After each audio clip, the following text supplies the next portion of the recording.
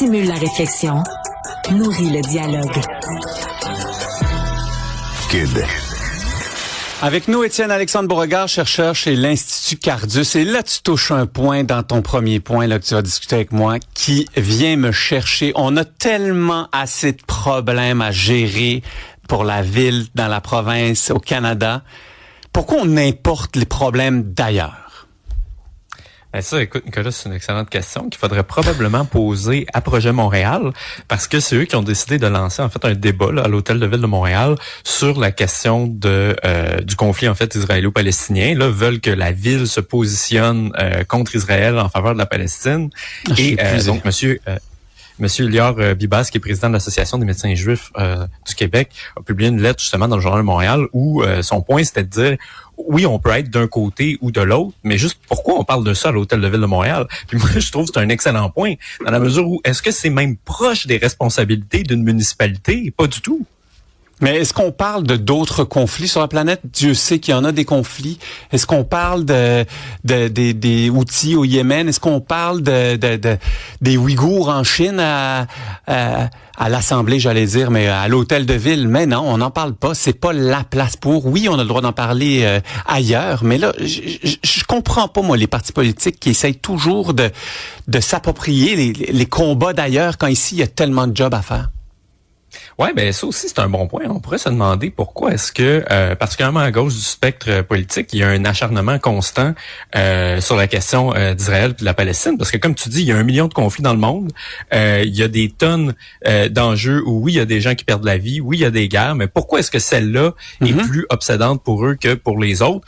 Moi, j'aimerais bien avoir la réponse, d'autant plus qu'on voit assez global. Là, je veux dire, vous regardez l'ensemble des partis politiques qui se situent à gauche en Occident aujourd'hui, ils ne parlent quasiment que de ça. Moi, je serais prête à dire que c'est quasiment le nouveau wokisme, là, c'est-à-dire les raisons pour lesquelles les gens ils vont dans les rues, font des manifestations. Bon, à un moment donné, c'était le climat. Là, après, on a eu George Floyd en 2020. Puis là, à partir de 2023, c'est ça la nouvelle marotte du moment.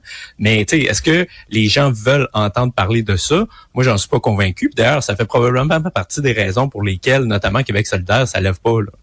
Mais c'est drôle parce que on dirait que autant certains partis de gauche, mais aussi les syndicats commencent à prendre des combats qui ne leur appartiennent pas. Tu sais, un syndicat, moi je m'attends à ce qu'ils se battent pour améliorer le sort des travailleurs qu'ils représentent et pas manifester pour un combat armé ou pour ne pas avoir de combat armé dans tel coin du monde. Sincèrement, je me creuse bien la tête à me demander pourquoi ils utilisent ça. Tu sais, ils utilisent ça comme argument. Bref. Québec solidaire qui s'inspire des États-Unis. Ça, c'est la dernière chose que j'aurais cru lire à un moment donné. Dieu sait que c'était leur pays ennemi. Mais là, non, on a des bonnes idées aux États-Unis pour Québec solidaire.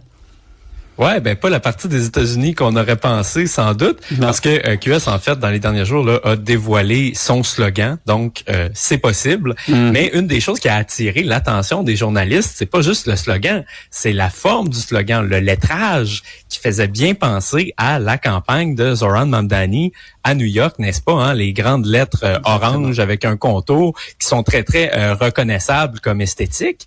Et là, en fait, il y a un journaliste justement, qui a demandé à Mme Ghazal, est-ce que vous vous inspirez de Zohran Mamdani? Puis elle a dit oui, absolument, c'est un personnage qui nous inspire, etc.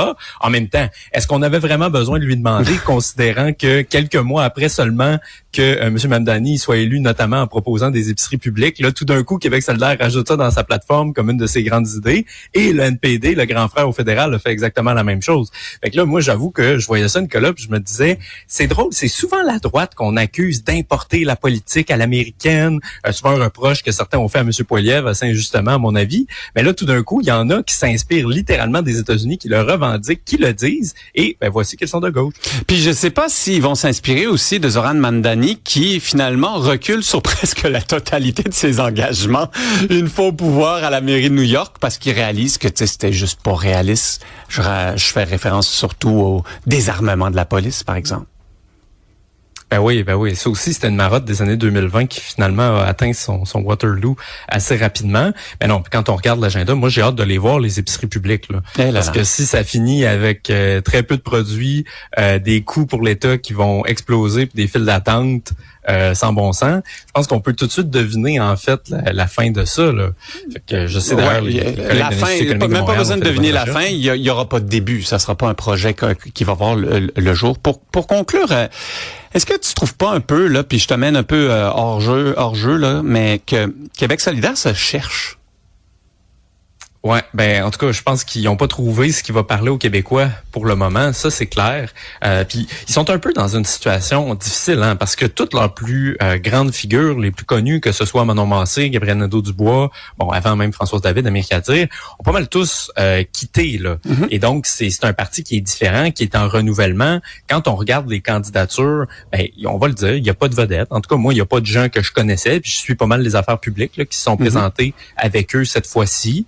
C'est une période qui est difficile. En même temps, moi, je me demande des fois s'ils sont pas l'architecte de leur propre malheur. Parce que, comme on disait, si tes combats principaux, c'est des épiceries communistes puis de parler de la Palestine à tous les jours de la semaine, mais peut-être que effectivement l'électorat que tu peux aller chercher avec ça, il est pas au-delà de 10% des Québécois et encore là. Il y a tellement de combats québécois qui pourraient mener. Et avec raison, hein, la hausse des prix de l'épicerie, les loyers, les ci, les ça, sincèrement.